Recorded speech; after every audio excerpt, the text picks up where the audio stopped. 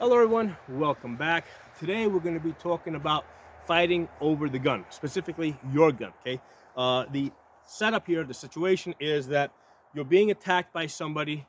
They don't have a gun, right? Because if they had a gun, they'd be shooting at you from more of a distance rather than trying to close in on you. So they either have a knife or they see that you got a gun and they're trying to get to your gun. The assumption is that they want to get your gun so that they can kill you with it. And we're going to be talking about a technique to deal with that, how to stop this person from getting this gun and killing you. It might also be a situation where you got two people attacking you, maybe from different directions, trying to basically grab your arms, keep your, basically neutralize your arms so that they can get to your gun. How are we going to deal with that? Now, important for me to say, I do not invent techniques. Okay, I'm really good at copying techniques. Okay, so I'm a range safety officer. I've been a range safety officer now for about 12 years. And over the years, I've supervised rangers, and a lot of people come to the range. Lots of different backgrounds. A lot of ex-military guys, ex-special forces guys, cops, ex-cops, military and police from other parts of the world. Okay, I think recently I had a Canadian special forces guy that came to the range. I did not know there was such a thing as Canadian special forces. Apparently there is. So basically, I get all these people that come to the range. A lot of times, if they want to practice specialized techniques, what they had to do was basically just set up some time where they could have the range to themselves so that they could do something like this. And of course, I have to be present, right? I'm responsible for the range, so I'm watching, I'm observing, okay, and I'm learning. So that's how pretty much all the stuff that's in my channel. That's how I've amassed all this information. I copy it. Okay, I do not invent stuff. All right, so let's get back to the situation now where somebody is trying to, you're basically, right up against somebody. They're trying to get to your gun. If you just take like your basic NRA personal protection, the technique that they show you, right? They teach shooting from the hip. Okay, so even at the most basic gun training level, NRA personal protection, they have a method that they will teach you, and you will practice if you take that class. Basically, you put your hand on your chest, you pull the gun up, rotate, and you fire from the hip. Okay, keeping the gun basically like this at your body. So that's what they teach you in that class. Okay, now going beyond that, okay. A more realistic situation is you're not going to be standing like this, right?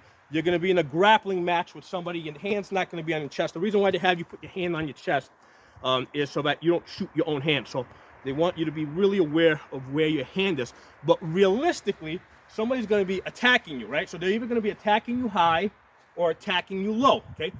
So you can't have both hands. You can't have your hand and the gun on the same plane. So that's one of the first rules of gun grappling.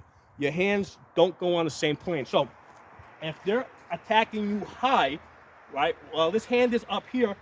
This hand's going to come out. And what I teach people is, well, basically you can't turn the slide in towards your body, right? Because that's going to jam up the gun. You have to hold it out like this, and you can actually place the grip of the gun against your body, because if you get turned around, you can now use your body to orient the gun, okay?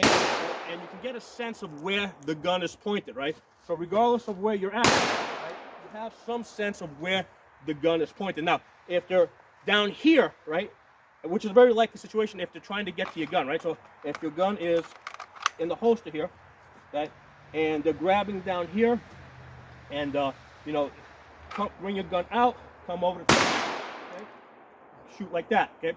Right, so that's very basic stuff, non-controversial stuff. I normally don't have the holster in this position. I just have it for the class, so it might be a little bit awkward reholstering it. I actually have a second, my normal carry guns back here, because I want to demonstrate something later on. So that's why you might see me struggling a little bit to get it back in the holster. That's not normally where I carry it. But anyway, going beyond that, so these are your two basic techniques, right? You're either here or here, okay? Now, what happens if you're in a more messy situation, right? Where basically, you're losing the gunfight, okay? You're losing it. They're about to get your gun. You're about to lose this gunfight. You're being overpowered. You don't have the leverage. if you're being overpowered and you're like this here trying to bring the gun around, then knocking it out, right? Like a simple solution that I learned that works is if you need to grab the gun and pull it to where you need it, do that, right? You can also, now you got your elbow here, right? You can strike with your elbow, pull the gun here, grip it tight, right? And you can basically fire the gun. Now, you're gonna jam the gun, right? Because the gun obviously did not cycle. So all you're gonna do is you've just wounded the guy, okay? Back up, tap and wrap, boom, okay? Right? It's not gonna hurt your hand. As long as you grab the gun tight like this, right? It's not gonna hurt your hand, okay? So a very basic technique. Now, this is gonna work especially well if you have a situation where you have two guys, right? Pulling on your arms, you know, and you get you get to your gun. He's if they pull your arms apart like this, I mean, now you're screwed. But if you lock your hands together like this, right? You know, now you can keep your hands. Now you got a chance of turning this gun, right? You know, using your elbow, hit with the elbow if you need to, bring it around, and you can still keep your finger off the trigger while you're doing this. Because basically, this finger over here, basically, is on the trigger guard, and that finger's over there, and that can go easily back and forth between the two. So basically, you're here, you're coming around here, right? You're fighting. You bring your gun into land, squeeze it hard, fire the gun, okay? Right now, basically, you got a jammed gun. That guy's probably gonna shit himself, right? Because he just heard the gun go bang. So now you have a chance to do your tap and rack. But what happens if he's just wounded, right? He's just wounded. You're still fighting with him, right? You got a dead gun here that's not gonna work, right? All right, you need to tap and rack. Well, listen, tap, rack, fire, okay? Great thing about the optics, it is a great place to hook and rack your slide, okay? You know, just expanding upon that, same thing now. You have a situation, you got the gun here, right? You're fighting, you're hitting with the elbow, you're turning, right? You come over here, fire your shot, right? Right? You can't get to your leg, right? Use his freaking forehead, right? Tap, rack, fire, okay? All great techniques that work, okay? You see me do this how many times? Okay? I got a little bit of a slide bite there, right? Just that little bit of a slide bite, a little discoloration, maybe from the muzzle blast, right? Because actually that's from back here, because that's over here. That's from the gas coming out of the port as the gun opened up just a little bit, right? So if you hold it tight, it shouldn't move at all. On one of those times I didn't have it quite tight enough, I got a little bit of slide bite. Hey, I mean, that's nothing, okay? What if you got a smaller gun, all right? This is where it gets a little tricky, because with the smaller gun, that's why I got my regular carry here.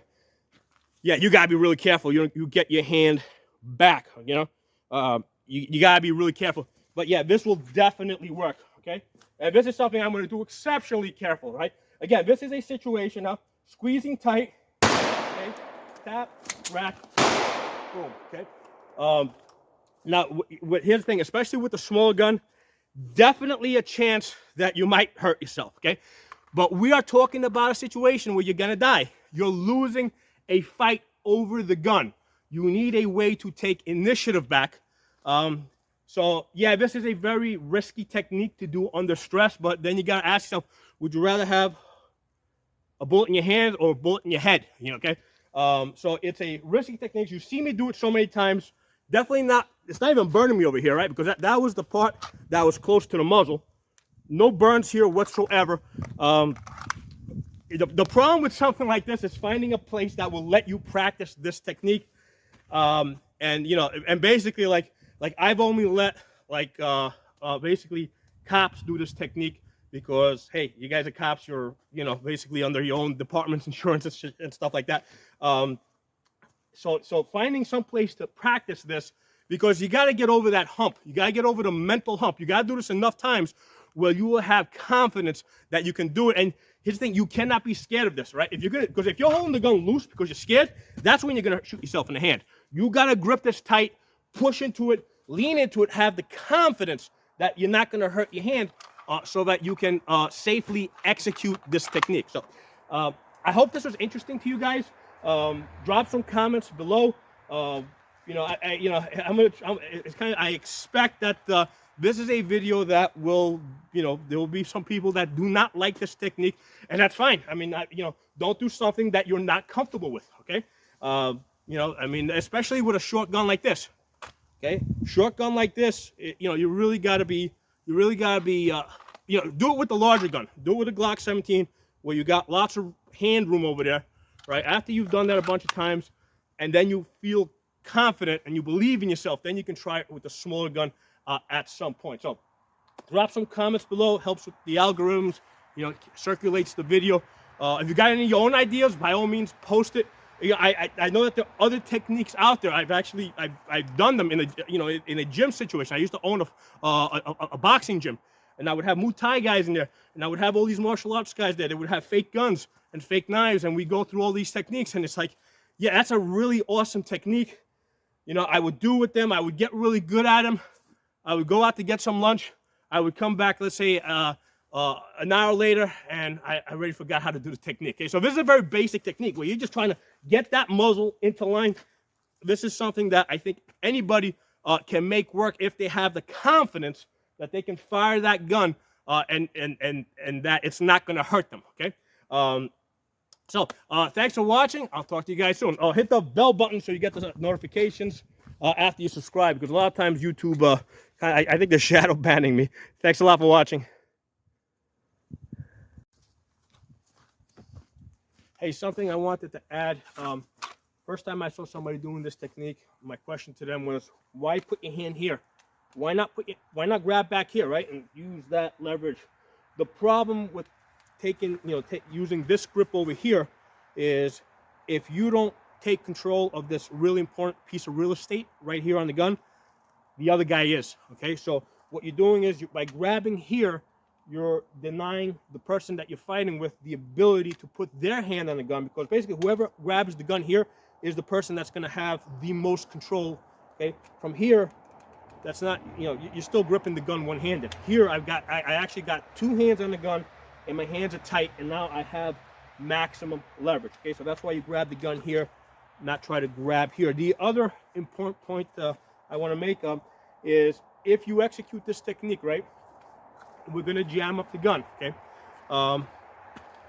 something to also consider is, let's say you fire that one shot, let's say you only wound him, right, or you still don't manage to get the gun online, and you end up discharging somewhere else, and they take your gun. Well, now they're basically taking a jammed up gun, so you've made this gun unoperational. So they have to do something to get this gun back into operation.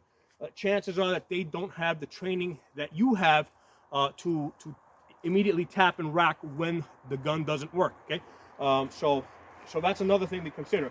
By firing that shot, regardless of whether you only wound them or they end up taking the gun from you anyway, because maybe they're just twice as big as you or whatever, they're taking a gun that doesn't work, and now they have to get that gun back and working, and that gives you, a chance to take back initiative. Okay, so now you've got an opportunity to do something where you wouldn't have that same opportunity if they basically took a loaded gun from you that was operational. So another thing to consider with regards to this technique. So again, thanks for watching. I'll talk to you guys soon.